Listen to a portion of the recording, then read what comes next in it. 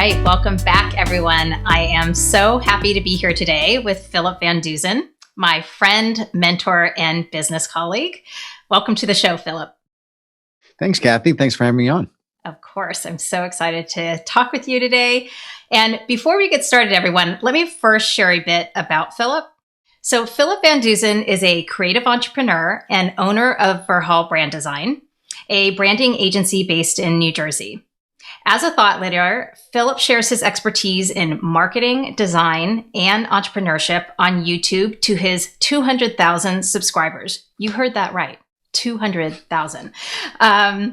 He also shares his expertise in his Brand Muse newsletter, on the Brand Design Masters podcast, and in his Brand Design Masters Facebook community.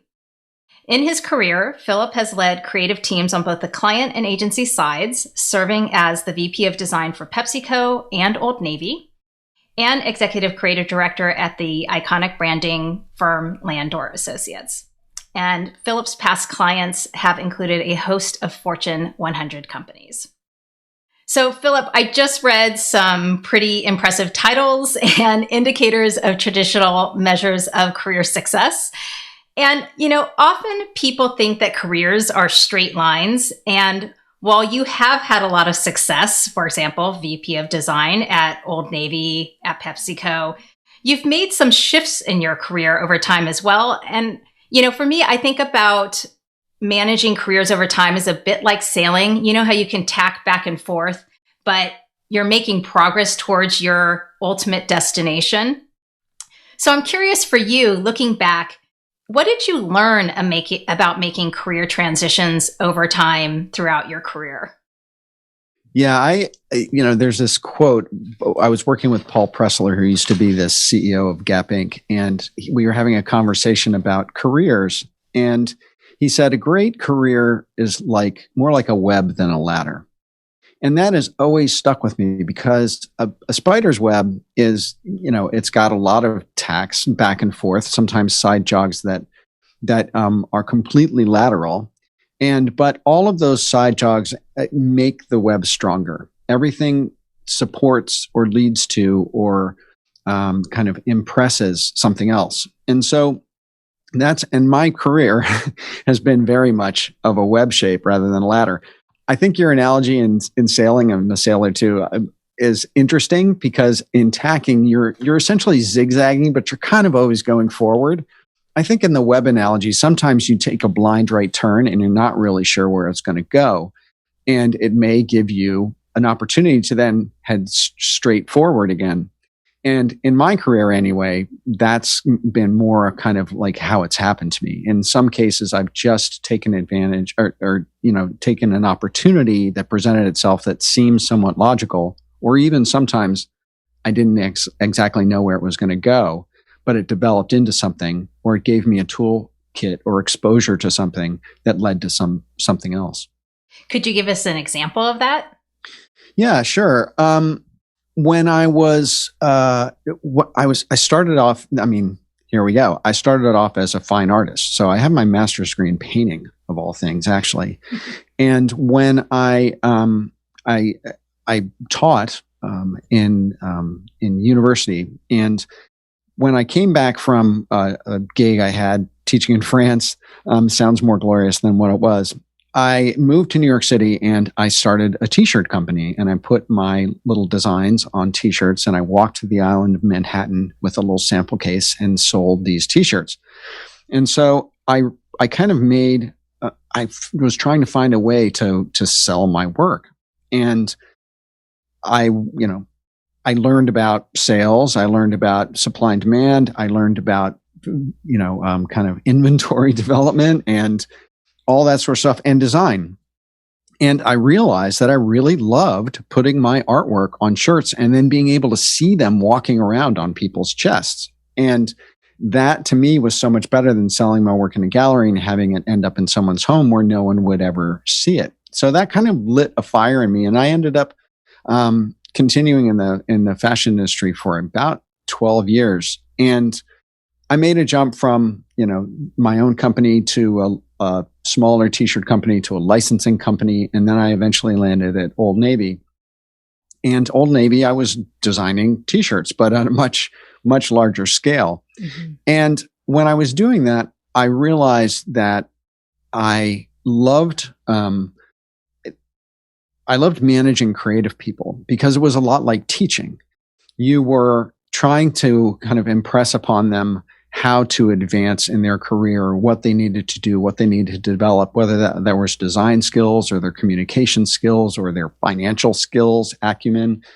And it was a lot like teaching. So that side jog was going from teaching in the fine arts to finding an avenue that felt a whole lot like teaching in private industry.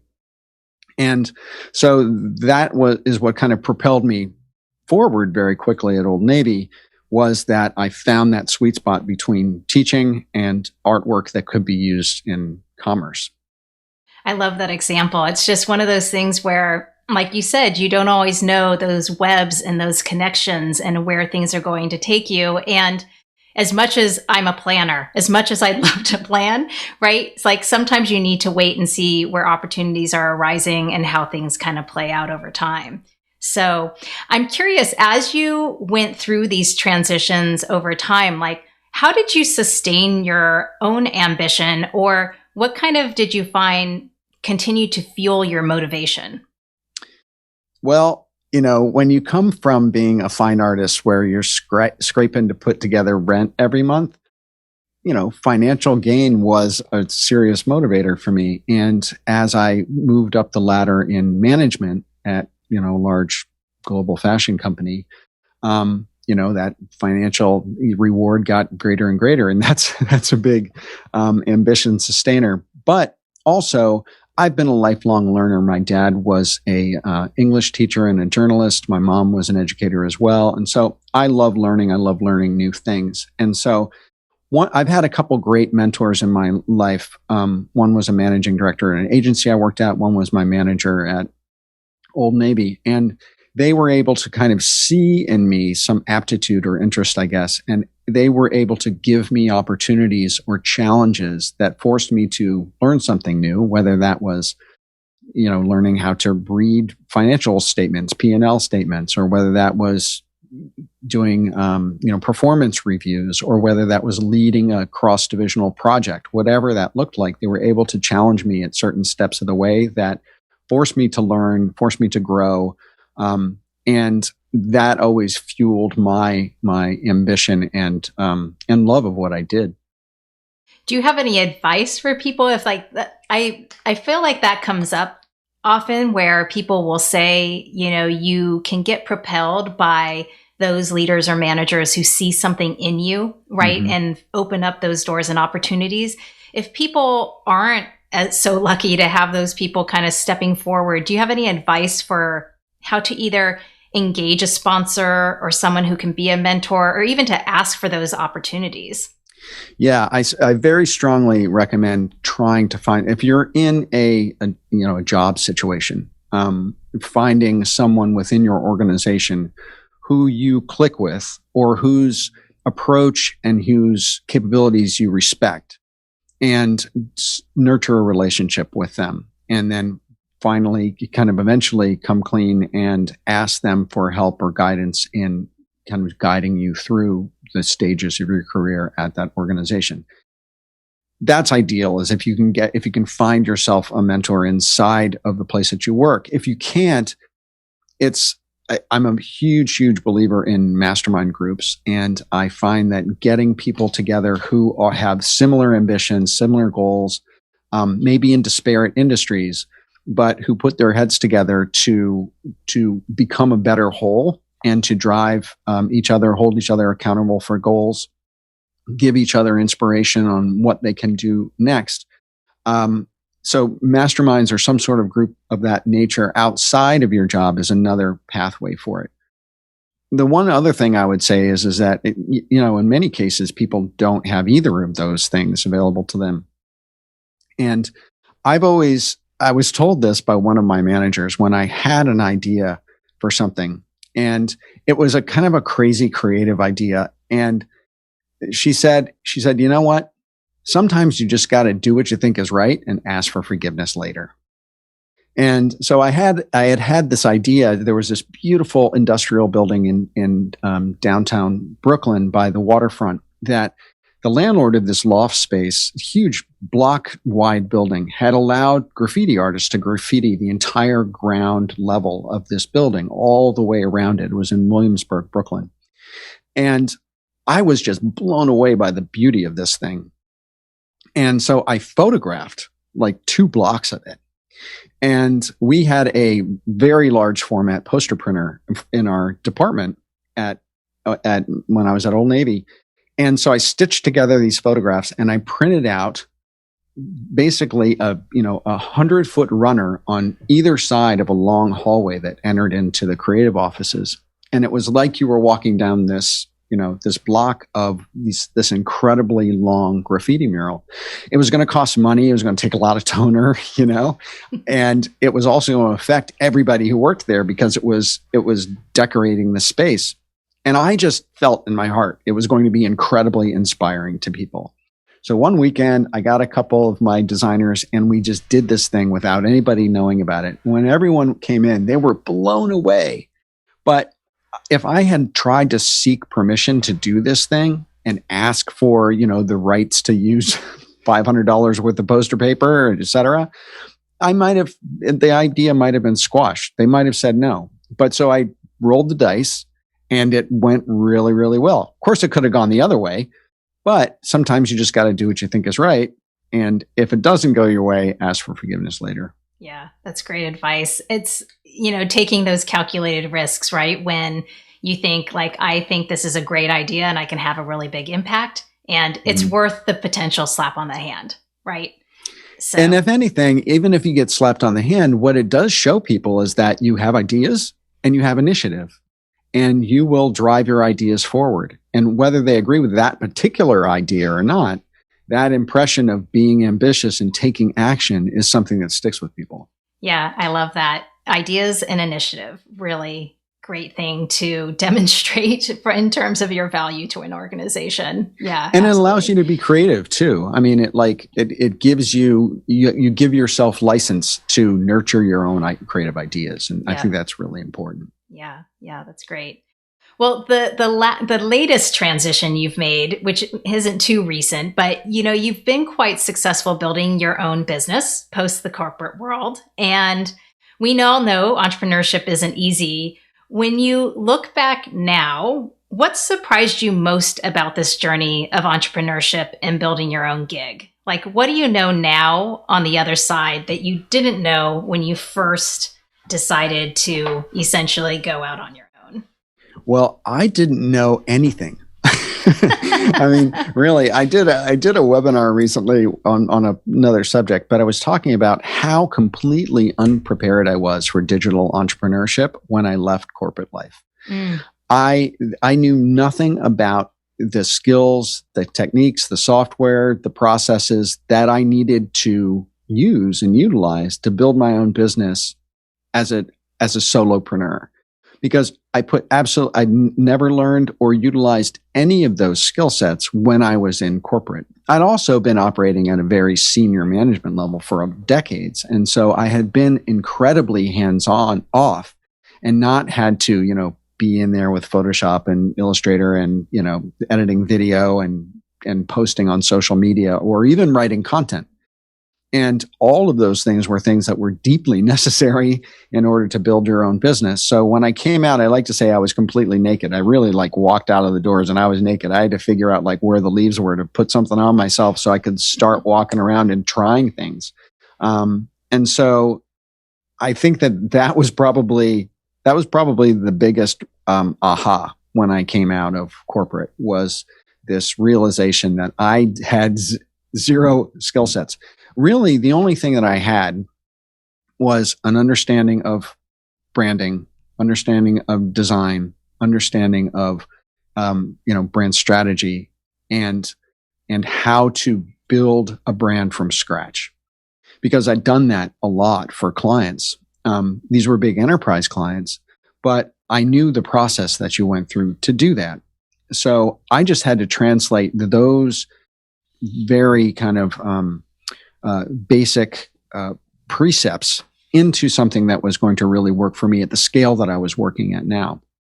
And so that's actually one of the first things I did was I kind of looked at all those processes that these huge companies pay hundreds of thousands of dollars to have agencies execute, and asked myself, how can I scale these processes down so I can use them to great effect to build my own business, but then also to help build the businesses of who my clients will eventually be, which are entrepreneurs and small to medium-sized businesses who would never in a million years be able to afford what, the PetSmarts and the National Geographics and the Chevrons in the world can afford. And I did that through building my own brands. Mm-hmm. And then eventually kind of started to do that for clients. Right.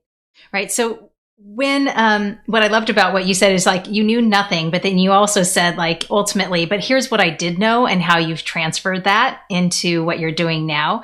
I'm curious, what worked in helping you to first get grounded? Because I totally get that. So imagine you're like, I walked out naked. I wasn't quite sure where to go and I needed to find those leaves. So what did you find to be helpful in getting grounded? So if there's other people that are like, yep, I'm ready to leave this corporate gig, I'm ready to get out on my own now, like what advice would you have for them in terms of just that initial grounding stage?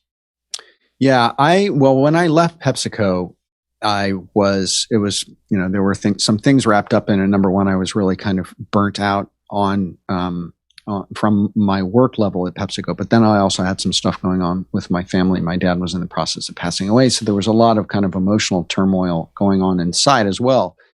And so when I left, I felt like I really just needed to take some time off and breathe and get myself healthy again. And when I did, after I did that for a couple months and spent those months with my dad, I engaged a coach and started to work through some really basic, kind of like what color is your parachute sort of exercises where I tried to capture, what I was interested in, what I liked to do, what I didn't like to do, values, personality aspects, and capture all those things in a series of different sorts of exercises and then work through it with that coach because it helped me. It was kind of like a more touchy-feely Myers-Briggs in a way. And it really helped me kind of relook at my core principles at a different point in time and also from a different perspective because I was kind of looking at them from like, what are these things really now? And what could I conceivably do with them? Where does my ambition lie? One of the things that I tell people that I coach is, a lot of times, when you're going to a career counselor in college or whatever, they say, you got to follow your passion. What are you passionate about? Because if you follow your passion, you'll never work a day in your life. Well, passion is a very, very big word and it carries a tremendous amount of emotional weight. And so making the wrong decision about what your passion is can really kind of freak you out and sink you, right? So I try to tell people you should really follow and nurture what you're curious about. So I always put my antenna up for like, what am I curious about? What am I intrigued by? What do I want to learn more about? What do I want to go explore? And nurturing myself that way led me down some, very interesting pathways. One of which I know we're going to talk about, which is the business that you and I started when we started to talk to each other right during this period of time. Mm-hmm. We kind of reconnected. Yeah, that's right.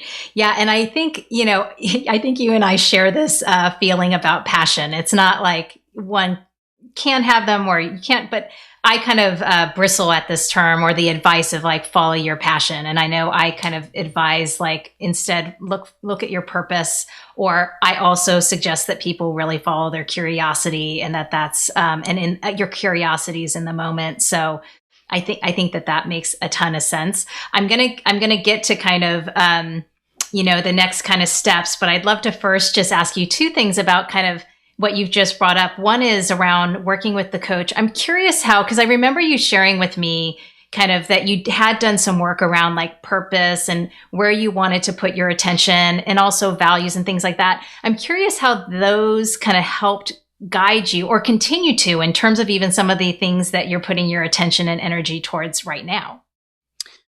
Yeah, I mean, they definitely do. because I don't know that any of them were drastically new or had, things had entirely gone away. But I think that I had kind of played out certain things I was interested in. Like I had really kind of played out my ambition of working with gigantic companies, of, working on incredibly complex brand launches, and managing incredibly large teams. At the height of my time at Old Navy, I was overseeing 5 divisions with like 65 people. And that was an ego booster. And it was an ambition. I had an ambition to do that. And I did it, and I got there, and I got the cash and prizes. And then the more I did it, the more I kind of, I kind of had been there and done that. And I realized that while I love nurturing and growing people, I didn't really need that kind of ego boost of knowing that all these people reported to me, or I had this huge org chart underneath me. That wasn't important to me anymore. So I love teaching people. I still love people, helping people grow, which was the core principle beneath all that. But I didn't need that kind of like the business card that proved it. And again, same thing, working with the Fortune 100 companies that, we've worked with. I didn't really need that feather in my cap anymore either, because I had a portfolio now that was full of that kind of work. And so I didn't need to prove myself to myself in that regard anymore.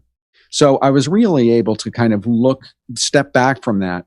And one of the things I want to mention, Kathy, is that when I did make that transition out of big corporate, one of the hardest things that I had not put really any kind of thought into or any kind of stock in was what a huge emotional kind of watershed that was going to be in terms of my own self-definition.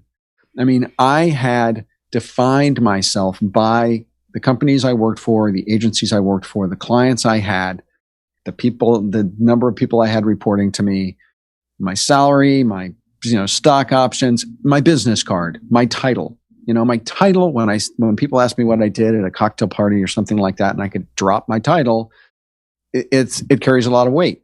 Suddenly, when you go off on your own, you don't have any of that anymore. You don't have any of that kind of gravitas and weight around what your title is, where it is that you work. You're naked. And that transition, in losing that kind of like major piece of armor that I had, was shocking to me, and how long it took me to shift my own thought processes to be comfortable with that, because I was really, really uncomfortable with it for a long time, because I felt I had serious imposter syndrome. I had deep, deep imposter syndrome because I didn't have that business card anymore.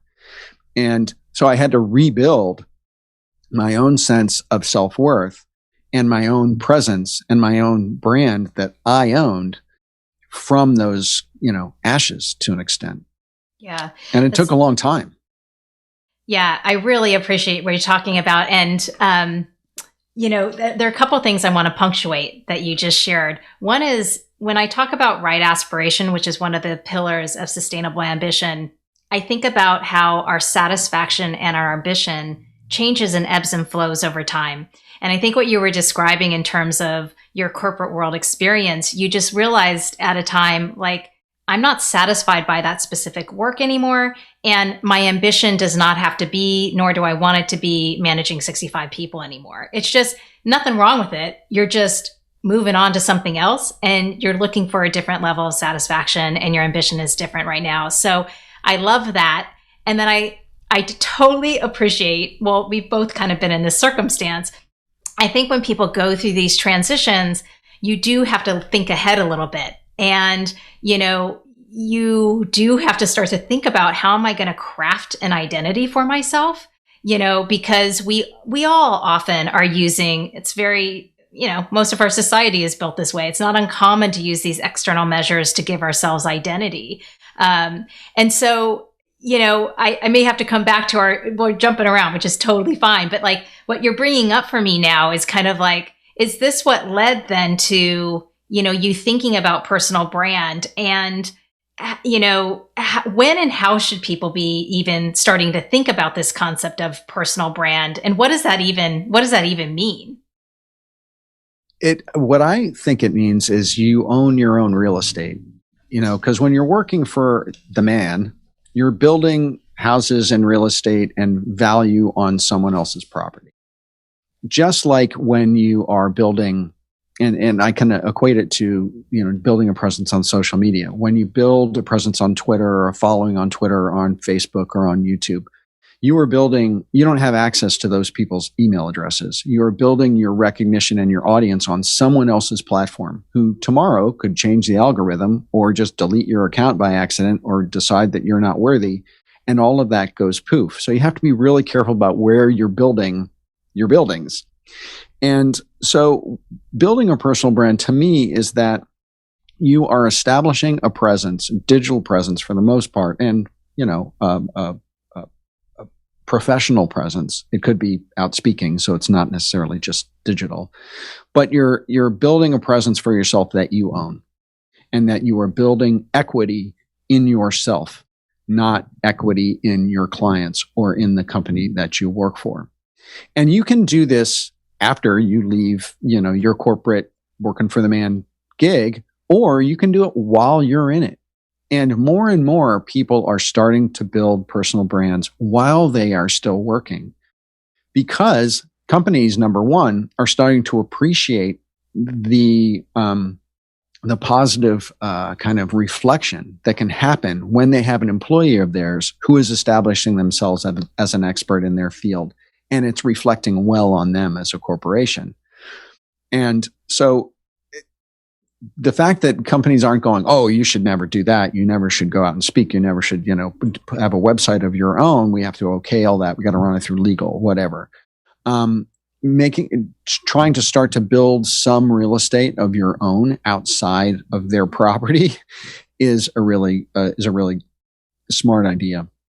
Do you have any advice? Because I know you and I have both done it, and it can be a lot of work for somebody who is, still has a full-time job. Do you have any advice on what's just 1 to 2 to 3 things that they should consider doing to start to build some type of presence or thought? And some people also come to me, they're like, I just don't like to write. So what should I do? And, so this is a space I'm probably going to explore a little bit more, advice for people around this, but I'm curious if you have a few thoughts. Yeah. I mean, I think that there are some very basic things that you need to do. You have to you eventually want to build yourself a brand ecosystem. And so your brand ecosystem is going to start with you in the center of the spider. And then there are going to be a number of little orbs around you. And at the beginning, it starts off with maybe 1 or 2. It could be your website and then your Twitter account, or it could be your website and your LinkedIn account. You want to have a website. You want to have some place that you can drive people to that you own. You own the URL. No one can take you away from it.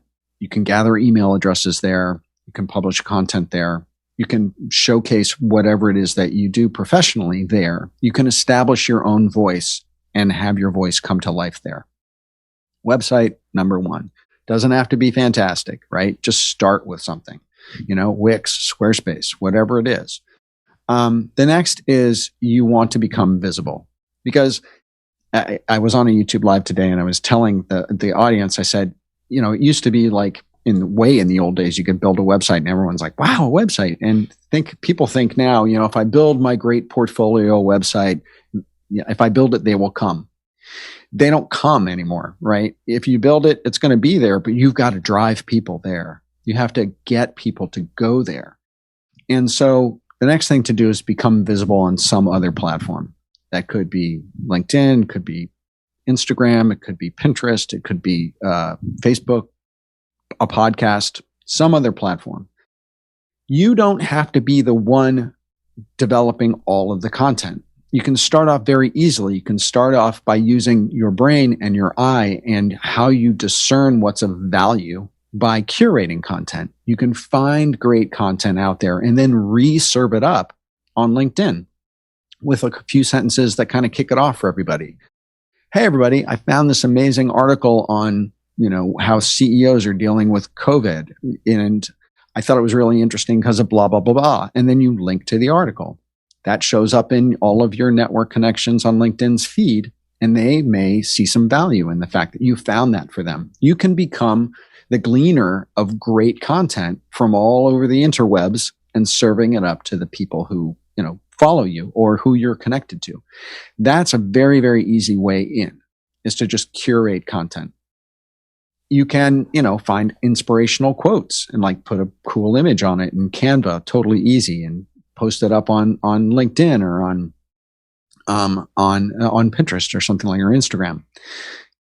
You can start developing content in very, very simple ways, which isn't going to require you to write, a 4,000 word blog post. But then you start to tiptoe into that. You start to tiptoe maybe into, doing some tweets and putting out, some points of view that are within the 244, I think it is, characters now. And you slowly grow. I recommend that people try not to be everywhere at once, especially at the beginning. Pick a platform or two, show up there deeply and really well, and really learn it and really, maximize what you're doing on it before you start to grow your influence. And the one that you choose is also kind of important. You want to pay attention to who your audience could conceivably be and make sure that that's a platform that they're on. For instance, if you're a lawyer and you want to kind of get across to all the people who are, lawyer coaches or something like that, you might not be wanting to post a bunch of salad in a mason jar images on Pinterest to get to your audience, because that's not where they are and that's not what they're looking for. So you have to kind of think about, where your audience is, how they're hanging out, and what kind of content they like to see or consume. Yeah, all really clear, simple, it simplifies things and it focuses people, right? So really great advice. And I love your point about curating, and just this point that even for me, it's a great reminder that curation can help you create a voice. You really can create your voice simply by, just as you were saying, curating content and putting your spin on what you're taking away from that. So that's a really great reminder. One of the things I wanted to come back to was the timing of things a little bit. And this might come into our joint story, but I'm curious, when did you know you needed or wanted to build something out on your own, and that you were going to need to, you were going to start to take this journey? Sure. After I was working with the coach for a while, I started to open my eyes and look for what was making me curious.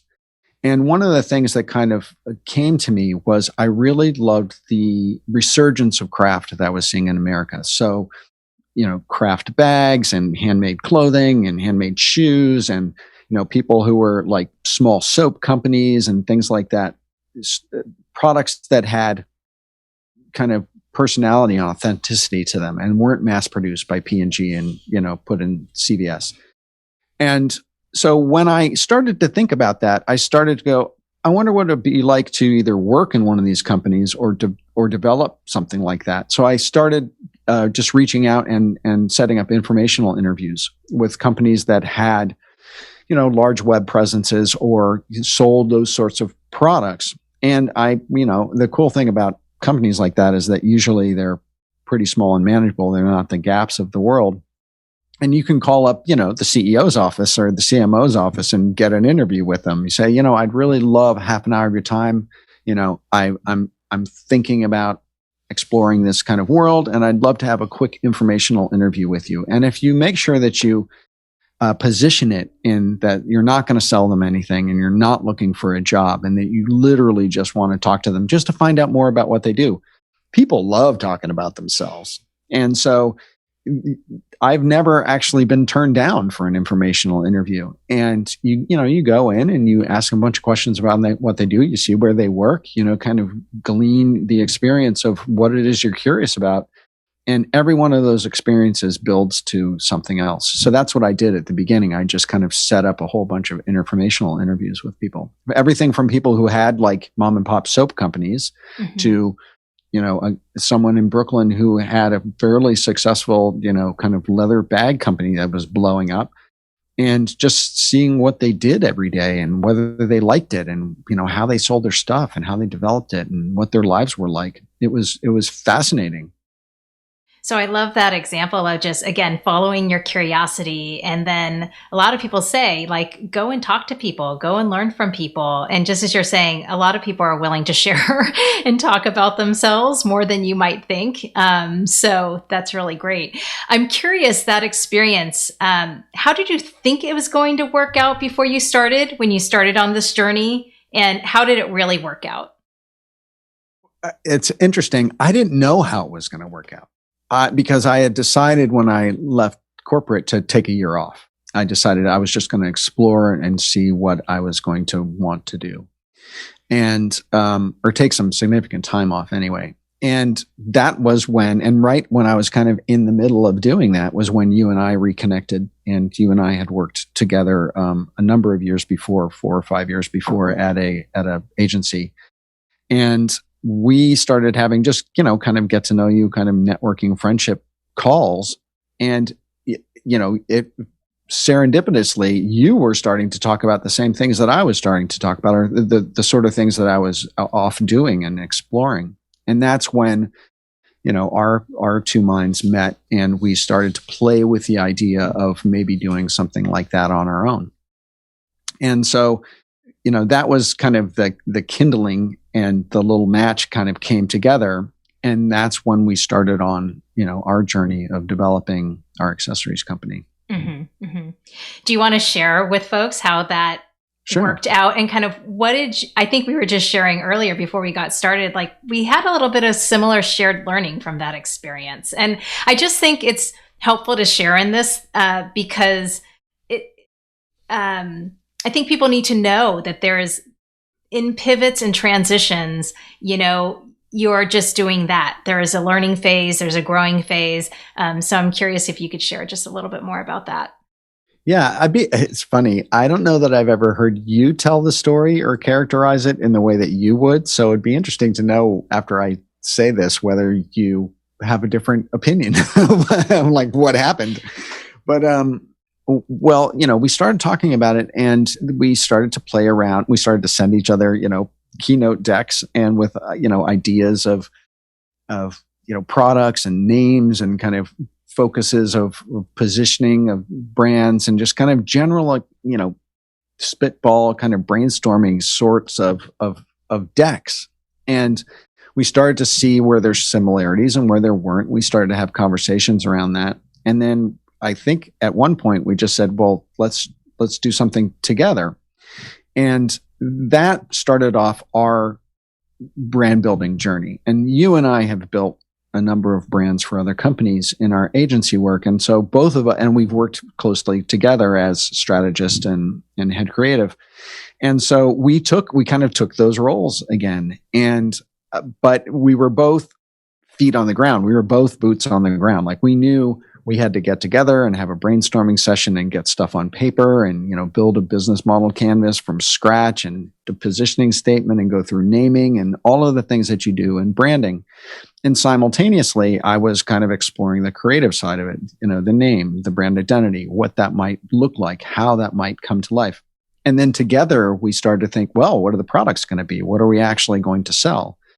So, we went to trade shows for specialty retail products. I flew to San Francisco. We had a brainstorming session, working out strategy. And I think the really interesting thing about this for me, and what really lit the fire and led me to starting my own agency about a year later, was I had been so hands-off for so long that suddenly I was very hands-on. I was back in Photoshop and Illustrator. I was photographing products. I was doing photo retouching. I was building websites. I was building social media presences and banners and, and imagery as we were building this brand. And in doing that very hands-on, it rekindled my love of what I had been doing for so long, but at this incredible distance. And I think also what was exciting about it was that I was doing it with someone that I really, loved and respected. And we fed off each other in a really kind of synergistic way. And we were both sustainably ambitious in driving this thing forward. But, we were getting our hands dirty in every single aspect of this, from copywriting to, architecting the website and going to trade shows and figuring out what the product was going to be. And doing all that so hands-on was really energizing. It was so exciting to see it come to life and to build it totally from the ground up. But it was our real estate. It was our building. It was what we owned. We weren't building it for someone else.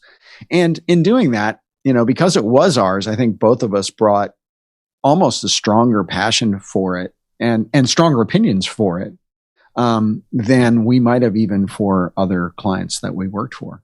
And in doing that, in building that brand together and then launching it and starting to see it actually, manifest itself and work as a business machine, I realized how much I loved building brands again. And I loved building the scale of brand that we built because we really saw it come to life. We had a hand in every little piece of it coming to life. And that was what brought me back to the realization that I like building brands. I just don't like building them the way I was building them before, at the scale I was building them before. I want to do it in a different way for a different, kind of set of client. But I also had this, because we had taken this huge, deep, expensive branding methodology and applied it to our own brand. I had suddenly a case study for how I could do this for other people.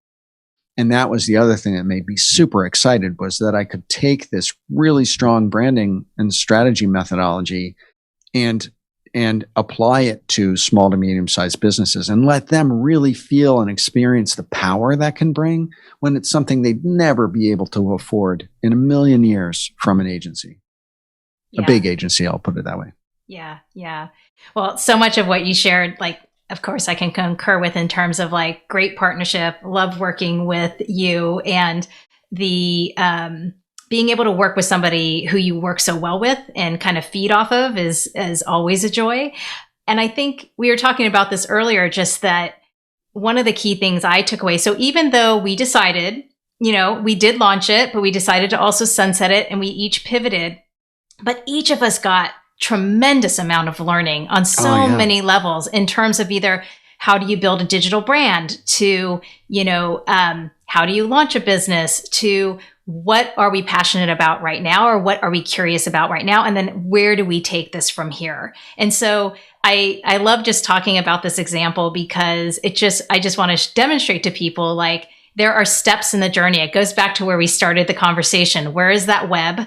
And where is that web taking you? And then where might you go next from there and still push you forward? And look, you have your own agency now. It's successful. You have a lot of people who are engaging with you from a content and knowledge expertise perspective, et cetera. So, I think it was a great step in the journey. I would think you probably would concur. So, oh, absolutely. And it was funny when you brought the web thing back up again, because I was thinking while we were in it, we might have thought that this was a latter moment where we were actually heading toward the center of the web. But actually, in retrospect, it was a serious straight right angle side jog. But then the next turn was straight to the center of the web. It propelled us. We were moving and learning. But at the moment, we thought we were going in a particular direction. But then in retrospect, hindsight is 2020. You can see what these things were once they're in the rearview mirror. Yeah, exactly. Well, Philip, I could talk with you forever. You know that. And I reach out to you often to be able to brainstorm together. But we are almost out of time. So thank you so much for being with me.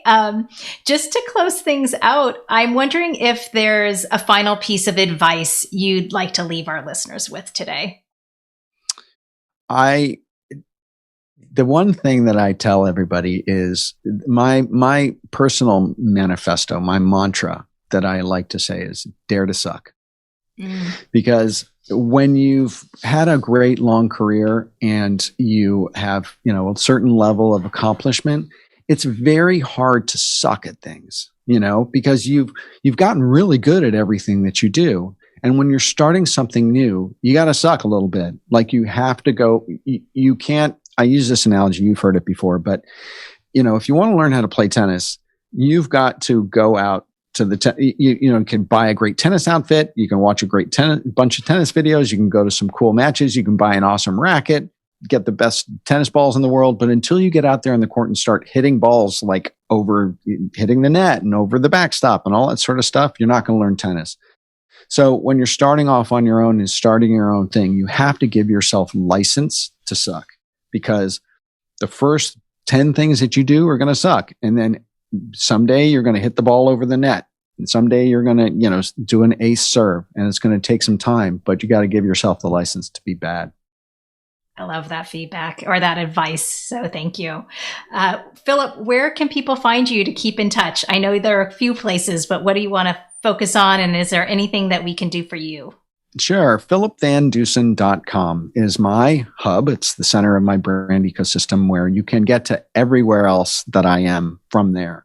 But one of my major channel is YouTube. So if you go to Philip VanDusen, search Philip VanDusen on YouTube, I'm going to pop up. And I've got, over 250 videos on branding and design and entrepreneurship that you can just sort through and give a lot of what I know away for free. So go have at it. And if you're interested and want to reach out for either coaching or guidance or brand or strategy work, just reach out to me at philipvandusen.com. That's great. Thanks, Philip. And I'll capture that in the show notes for everyone as well. So it's been great talking with you. Like I said, I could keep going, but I know we need to end. So thank you again for being with me today and sharing all your insights. Thank you, Kathy. Thanks for having me. Of course. Find more inspiring interviews and get show notes for this episode at sustainableambition.com/podcast. Make sure you don't miss an episode or my insider tips, guides, and tools by signing up for Sustainable Ambition Forum, my twice monthly newsletter. Sign up at sustainableambition.com/subscribe. Thanks again for joining me. Speak with you next time.